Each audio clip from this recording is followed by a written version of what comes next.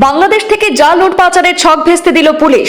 1,48,000 টাকার জাল ভারতীয় নোট উদ্ধার বীরগঞ্জে। ত্রিপুরা পুলিশের জালে বাংলাদেশি মহিলা সহ 2 ভারতীয় দালাল। তদন্তে বড় পাচার চক্রের হদিশের ইঙ্গিত। বাংলাদেশে চলমান রাজনৈতিক এবং সামাজিক অস্থিরতার আবহে এবার ভারতীয় জাল নোট পাচারের গুরুতর ঘটনা সামনে এলো ত্রিপুরায়। গোপন সূত্রে পাওয়া তথ্যের ভিত্তিতে ত্রিপুরা পুলিশের তৎপরতায় গোমতী জেলার অমরপুরের বীরগঞ্জ থানা এলাকায় এক বাংলাদেশি মহিলা সহ 2 ভারতীয় দালালকে গ্রেপ্তার করা হয়েছে। পুলিশ অভিযানে উদ্ধার করা হয়েছে মোট 1,48,000 টাকার ভারতীয় জাল নোট, যা নিয়ে এলাকা জুড়ে বেশ চাঞ্চল্য ছড়িয়েছে। পুলিশ সূত্রে জানা গেছে, বীরগঞ্জ থানা কর্তৃপক্ষের কাছে নির্ভরযোগ্য তথ্য আসে যে এক বাংলাদেশি মহিলা বিপুল পরিমাণ ভারতীয় জাল নোট নিয়ে সীমান্ত পেরিয়ে বীরগঞ্জ থানা এলাকায় প্রবেশ করেছে। আর সেই খবরের ভিত্তিতে তৎক্ষণাৎ তৎপর হয় পুলিশ। অমরপুর ডালাক বাজার হয়ে শহরের দিকে আসা একটি অটোকে সন্দেহজনক মনে হয়, সেটি থামিয়ে তল্লাশি চালানো হয়। তল্লাশির সময় অটোতে থাকা 3 জনের কাছ থেকে উদ্ধার হয়েছে বিপুল পরিমাণ জাল ভারতীয় নোট। ঘটনাস্থল থেকে গ্রেপ্তার করা হয়েছে প্রণীতা ত্রিপুরা নামের এক বাংলাদেশি মহিলা এবং তার সঙ্গে থাকা 2 ভারতীয় দালাল বীরচন্দ্র জমাতিয়া এবং প্রভাতরী জমাতিয়াকে। প্রাথমিক জিজ্ঞাসাবাদে পুলিশ জানতে পেরেছে প্রণীতা ত্রিপুরার বাড়ি বাংলাদেশের খাগড়াছড়ি জেলায়, অন্যদিকে ধৃত 2 ভারতীয় দালালের বাড়ি ত্রিপুরার বীরগঞ্জ থানা এলাকায়। ঘটনার পর বীরগঞ্জ থানার পুলিশ পাসপোর্ট অ্যাক্ট সহ সংশ্লিষ্ট একাধিক ধারায় মামলা রুজু করে 3 জনকেই হেফাজতে নিয়েছে। পুলিশ জানিয়েছে, ধৃতদের পুলিশ রিমান্ডে চেয়ে আদালতে পেশ করা হবে। গভীর জিজ্ঞাসাবাদের মাধ্যমে এই জাল নোট পাচার চক্রের মূল মাথা এবং বৃহত্তর নেটওয়ার্কের পর্দা ফাঁস হবে বলে পুলিশের অনুমান।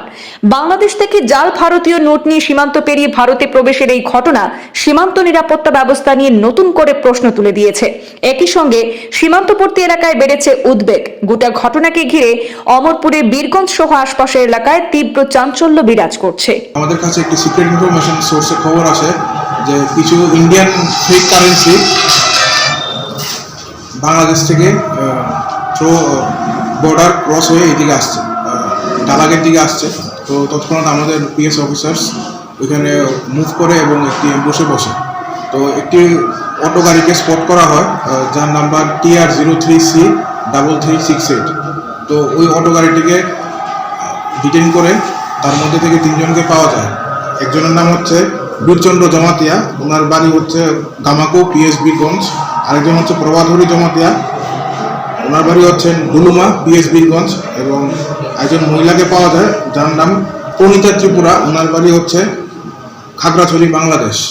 তো তাদের 3 জনের পজিশন থেকে টোটাল 1,48,000 4টা সিরিয়াল নাম্বারের বেশ কিছু 500 রুপিসের ডিনোমিনেশনের currency paper, Indian currency paper recover করা হয়।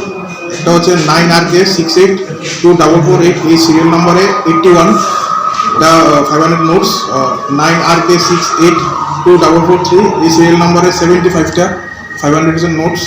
9RK6824444, এই সিরিয়াল নাম্বারে 73টা 500 রুপিসের কারেন্সি পেপার। এবং 9RK6824442, এই সিরিয়াল নাম্বারে 67টা 500 ইন্ডিয়ান কারেন্সি নোট যেটা আছে সেগুলা রিকভার করা হয়। পরবর্তীকালে এগুলা সিজ করা হয় এবং ইউভি ল্যাম্প দিয়ে আমরা টেস্ট করে দেখি যে সবকটা 500 নোট যেটা রয়েছে সেগুলো ফেক। তারপর আমরা প্রপার ফর্মালিটি ফলো করে একটা কেস রেজিস্টার করি এবং তাদেরকে কোর্টে ফরওয়ার্ড করা হচ্ছে। এবং আমরা পুলিশ রিমান্ডের জন্য আবেদন করেছি মাননীয় আদালতের কাছে। এবং ডিউরিং পুলিশ রিমান্ড আমরা ওদেরকে আরও ক্লোজ ইন্টারোগেশন করবো। সেটা হয়তো এখানে ওরা ইউজ করবে এই জাল নোটসগুলা। বাকি রেস্ট আমরা ইনভেস্টিগেশন করছি এবং ওদেরকে আরও ক্লোজ ইন্টারোগেশন করাবে ডিউরিং দ্য রিমান্ড পিরিয়ড। তারপরে যেটা আসবে সামনে আমরা দেখব।